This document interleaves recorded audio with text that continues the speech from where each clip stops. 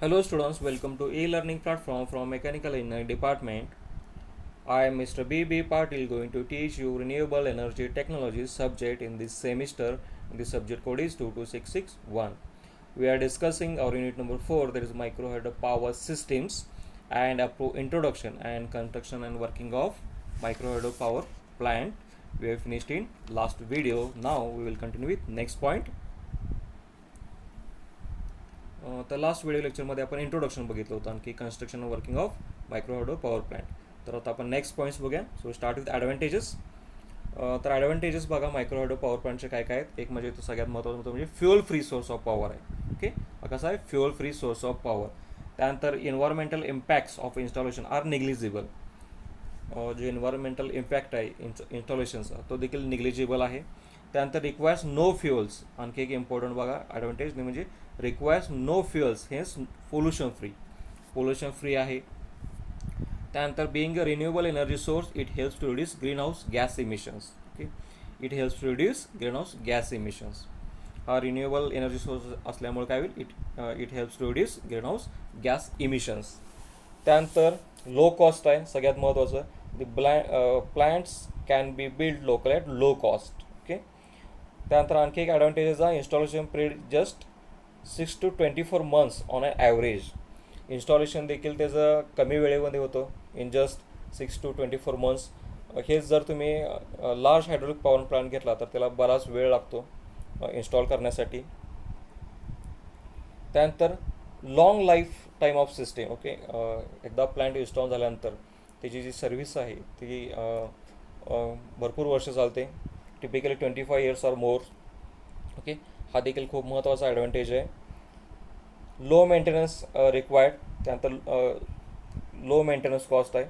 Maintenance cost पण त्याची जास्त नाही, कारण मेंटेनन्सच त्याचा लो मेंटेनन्स फारसा येत नाही या प्लांट्समध्ये. त्यानंतर लो रनिंग कॉस्ट आहे. त्यानंतर no need for skilled workers. Okay, याच्यामध्ये स्किल्ड वर्कर्सची देखील फार गरज नाही आहे डे टू डे ऑपरेशनसाठी. त्यामुळं लो ऑपरेटिंग कॉस्ट येते बघायची. लेबर कॉस्ट जास्त नसल्यामुळे लो ऑपरेटिंग कॉस्ट आहे. त्यानंतर constant electricity generation over long periods unlike wind and solar power. आणखी एक महत्त्वाचा advantage is a constant electricity generate, म्हणजे जे रिक्वायर्ड आपल्याला आउटपुट आहे इलेक्ट्रिसिटी हे कॉन्स्टंट होतं ओव्हर लॉंग पिरियड्स, कारण की ह्याच्यामध्ये फ्लक्च्युएशन तेवढी फारशी येत नाहीत. जसं की आपल्या विंड आणि सोलर पॉवरमध्ये फ्लक्च्युएशनमुळं त्याचं आउटपुट फ्लक्च्युएट होतं, पण इथं आपल्याला कॉन्स्टंट इलेक्ट्रिसिटी जनरेट होऊ शकते. त्यानंतर last one good collaboration with demand. Okay, जशी डिमांड असेल ॲज पर सीझन तशी ती पूर्ण करण्याचा इथं micro hydro power plant through प्रयत्न असतो. जशी डिमांड असेल त्या पद्धतीने तिची जी रिक्वायरमेंट कंप्लीट केली जाते. मग जसं की तुमचं अवेलेबिलिटी विंटर असेल किंवा ज्यावेळी हिटिंग लोड जास्त असतो त्यावेळी. Okay, good collaboration with demand. तर जसे काही ॲडव्हान्टेजेस आहेत तसे काही लिमिटेशन्स किंवा डिसॲडव्हान्टेज देखील आहेत. तर ते डिसॲडव्हान्टेज बघा काय आहेत. पहिलं म्हणजे high cost power generation per unit. आता पर युनिट जे पॉवर जनरेशन म्हणतो त्याचा कॉस्ट असतो ती इथं जास्त येते मायक्रो हायड्रोमध्ये. परत सेकंड गोष्ट म्हणजे आणखी एक डिसॲडव्हान्टेज म्हणजे हिची मॅनेजरल किंवा ॲडमिनिस्ट्रेटिव्ह कॉस्ट ही जास्त येते, कारण की हिचं इन्स्टॉलेशन कुठं असतं पर्टिक्युलरली रुरल एरियामध्ये. ओके, किंवा रिमोट एरियामध्ये. High managerial and administrative cost due to installation at isolated and remote areas. त्यामुळे ती कॉस्ट तिथं जास्त येऊ शकते ॲडमिनिस्ट्रेटिव्ह. त्यानंतर low load factor or utilization of power. Okay, low load factor or utilization of power. त्यानंतर unstable operation due to changes in water stream flow in different season. हां, आणखी एक त्याचा लिमिटेशन बघा.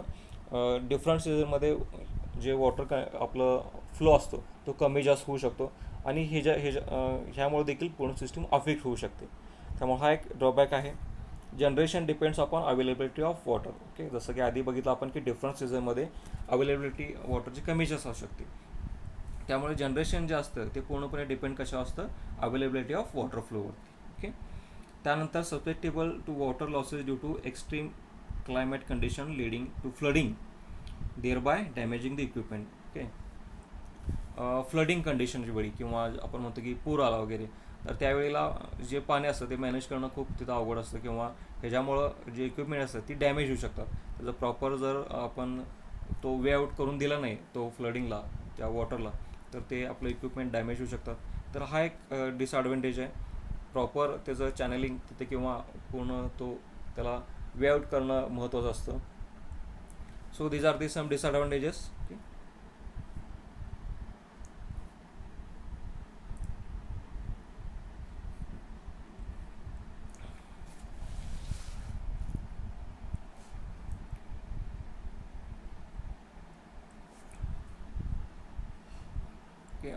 त्यानंतर आपण आता इन्स्टॉलेशन प्रोसिजर बघूया आणि त्यासाठी घ्यायची प्रिकॉशन्स.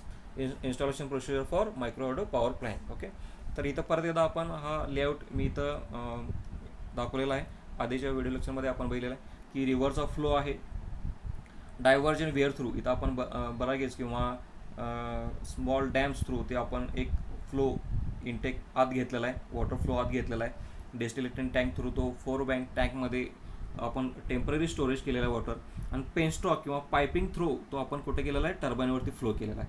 म्हणजे टर्बाईन रोटेट होईल, शाफ्ट रोटेट होईल टर्बाईनचा, जो कशाशी कपल केलेला आहे, इलेक्ट्रिक जनरेटरशी, ज्याच्या थ्रू आपण काय करणार, इलेक्ट्रिसिटी जनरेट करणार. ओके, आणि जे टर्बाईन पळून जे पासवरून वॉटर बाहेर आलेलं आहे ते चॅनल थ्रू आपण परत रिव्हरमध्ये फ्लो करणार. दिस इज अ सिम्पल स्ट्रक्चर आहे. तर त्याचं इन्स्टॉलेशन करताना कुठले कुठले पॉईंट्स लक्षात घ्यावे लागतात बघा, किंवा त्याची इन्स्टॉलेशन प्रोसिजर काय आहे, त्याच्या स्टेप्स काय आहेत. ओके, तर पहिली स्टेप म्हणजे सगळ्यात महत्त्वाचं म्हणजे त्याचं प्लॅनिंग आणि सिलेक्टिंग अ साईट, हे खूप महत्त्वाचं आहे.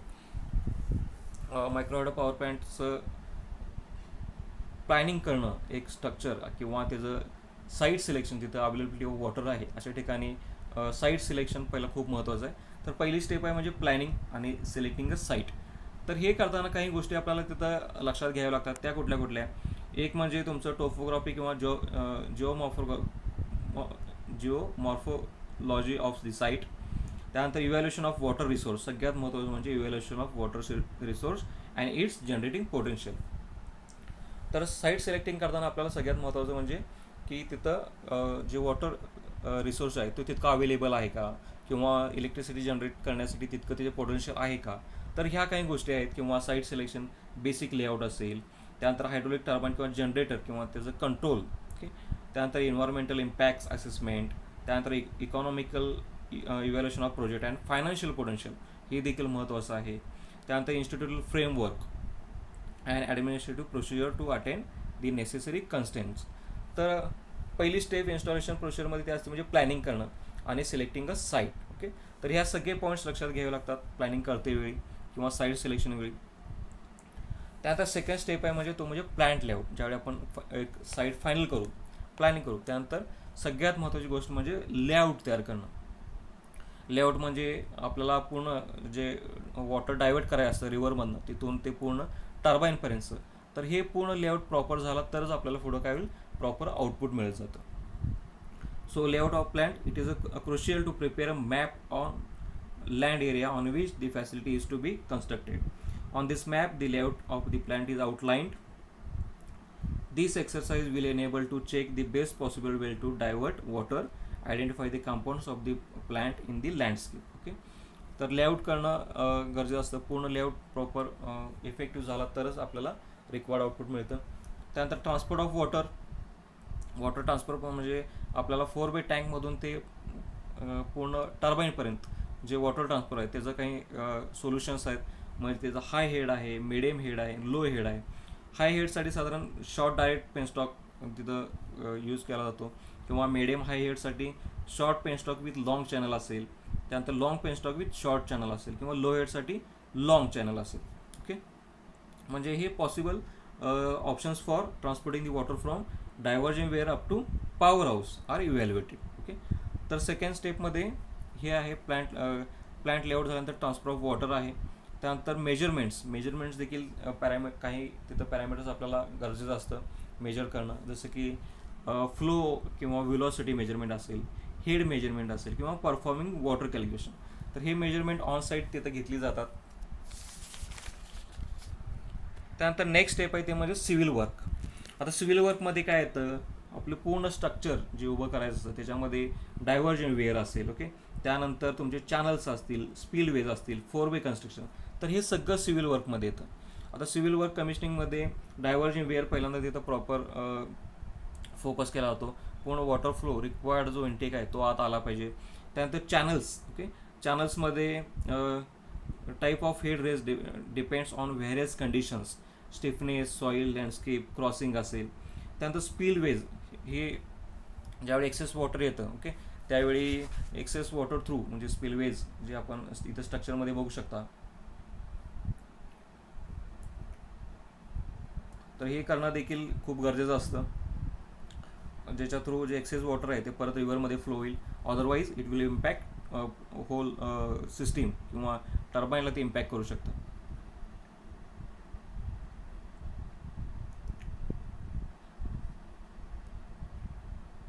त्यामुळं थर्ड स्टेपमध्ये हे चॅनल्स इन्स्टॉल केले जातात किंवा स्पिलवेज.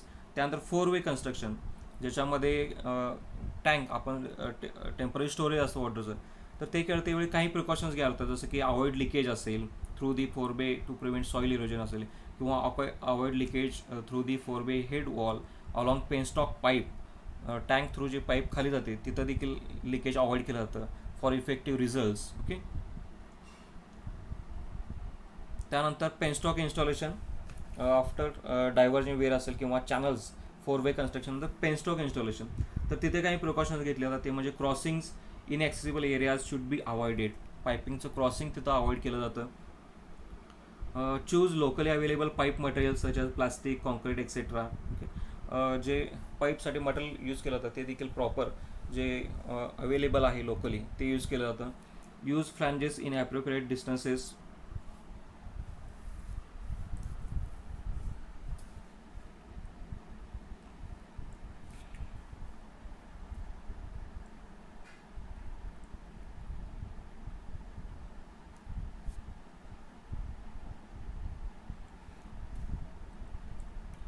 त्यानंतर पूर्ण पायपिंगमध्ये फ्लॅन्जेस यूज केल्या जातात, कॉलर्स ज्याला म्हणतो. पूर्ण एकसारखी पाईप यूज न करता तिथं ठराविक डिस्टन्समध्ये फ्लॅन्जेस यूज केल्या जातात किंवा कॉलर्स यूज केल्या जातात. त्यानंतर gates have to be install. Penstock install केल्यानंतर गेट्स जे इम्पॉर्टंट पार्ट आहे रेग्युलेशनसाठी, फ्लो रेग्युलेशनसाठी इम्पॉर्टंट आहेत. At several points to fulfil different functions according to your location, such as spill control to at diversion weir, silt basin, flood control channels, inlet, 4-वे regulation. Okay. तर हे regulation, flow रेग्युलेशनसाठी gates हे properly install केले जातात. त्यानंतर power house, okay, penstock gates. नंतर त्यानंतर power house has to be design according to requirements of the turbine, take following precautions. सगळ्यात महत्त्वाचा पार्ट म्हणजे नंतर पॉवर हाऊस राहतो. त्याच्यामध्ये पॉवर हाऊस ह्याच्यामध्ये power house should be constructed on a level on the base is safe from flooding, preferably on the rock. Flood diversion may be have to be provided. सगळ्यात महत्त्वाचं म्हणजे power house install करताना ते अशाच ठिकाणी install केलं जातं जिथं तुमचं फ्लड कंडिशन जरी असेल तरी ते सेफ राहिलं पाहिजे पॉवर हाऊस, त्याच्यावर कुठलाही इफेक्ट होता कामा नये, किंवा जे फ्लडिंग जे वॉटर आहे ते प्रॉपरली वे आउट करून परत रिव्हरमध्ये पास केलं जातं. तर हे इन्स्टॉलेशन करतेवेळी ह्या सगळे प्रिकॉशन्स घेतले जातात. आणि लास्ट स्टेप आहे ते म्हणजे installation procedure for turbine and power house. Okay. पहिल्यांदा आपण प्लॅन्ट लेआउट केला, साईट सिलेक्शन केलं, पहिल्यांदा प्लॅनिंग केलं, साईट सिलेक्शन केलं, त्यानंतर प्लॅन्ट लेआउट केला, त्यानंतर सिव्हिल वर्कमध्ये आपण डायव्हर्जन वेअर, त्यानंतर चॅनल्स, 4-वे कन्स्ट्रक्शन केलं, पेनस्टॉक इन्स्टॉलेशन केलं, आणि फायनली पॉवर हाऊस. ओके. तर आता लास्ट स्टेप राहते ते म्हणजे इन्स्टॉलेशन प्रोसिजर फॉर टर्बाईन आणि पॉवर हाऊस. पूर्ण मायक्रो हायड्रो पॉवर प्लॅन्टमधला सगळ्यात महत्त्वाचा पार्ट म्हणजे काय इन्स्टॉल करणं, टर्बाईन आणि पॉवर हाऊस. त्याच्यामध्ये काही प्रिकॉशन्स घेतले जातात ती म्हणजे बघा, most of the project starts with large excavation work on the selected site. त्यानंतर second, construction of intake channel and turbine house. The turbine house is made of waterproof cast concrete tank which will remain water tight even in extreme flood conditions. Okay. तर आपले channels किंवा turbine house आहे ते एक चांगल्या मटेरियलमध्ये तिथं construct केले जातात, वॉटरप्रूफ, जेणेकरून जरी एक्स्ट्रीम फ्लड कंडिशन असेल तरी ते तिथं ॲज इट इज राहील.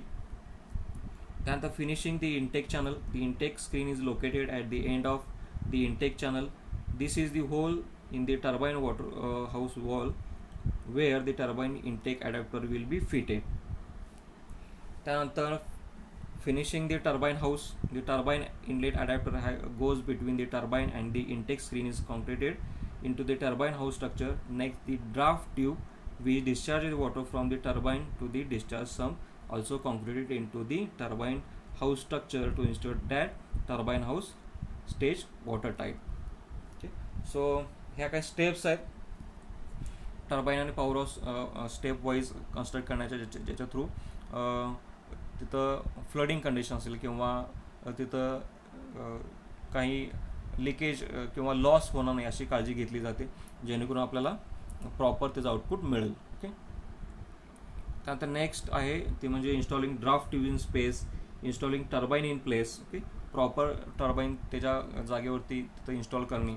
त्यानंतर foundation of the generator. Okay, खूप महत्त्वाचं आहे. टर्बाईन नंतर नेक्स्ट जे आपला कंपाऊंड आहे इम्पॉर्टंट तो म्हणजे जनरेटर. तर त्याचं फाउंडेशन प्रॉपरली तिथं केलं जातं. Generator prepared and which consist of concrete block to support gear box and generator. तर हे पॉवर हाऊसमध्ये सगळंच येतं. टर्बाईन असेल, जनरेटर असेल, हे याचं प्रॉपर इन्स्टॉलेशन आणि फाउंडेशन केलं जातं. आणि finally the generator, gearbox and turbine are coupled to each other and electric connections are fitted. इन्स्टॉलेशनमध्ये जो लास्ट पार्ट असतो तो म्हणजे टर्बाईन किंवा त्याचं जनरेटर किंवा त्याचं गिअरबॉक्स असतील तर हे त्याचं कपलिंग असेल हे चेक केलं जातं. इलेक्ट्रिक कनेक्शन्स प्रॉपरली तिथे फिट केले जातात जेणेकरून आपल्याला रिक्वायर्ड आउटपुट तिथं इझिली अवेलेबल होईल. ओके, तर ही इन्स्टॉलेशन प्रोसिजर आहे ज्याच्यामध्ये आपण काय काय पहिली स्टेप म्हणजे planning micro hydro power scheme असेल किंवा साईट सिलेक्शन असेल. त्यानंतर प्लॅन्ट लेआउट आपण बघितला, प्रॉपर त्याचं वॉटर ट्रान्सपोर्ट होतं का. त्यानंतर आपण सिव्हिल वर्कमध्ये बघितलं की डायव्हर्जन वेअर असेल किंवा चॅनल्स असतील, स्प्लेज वेअर असतील, 4-वे कंडक्शन असेल.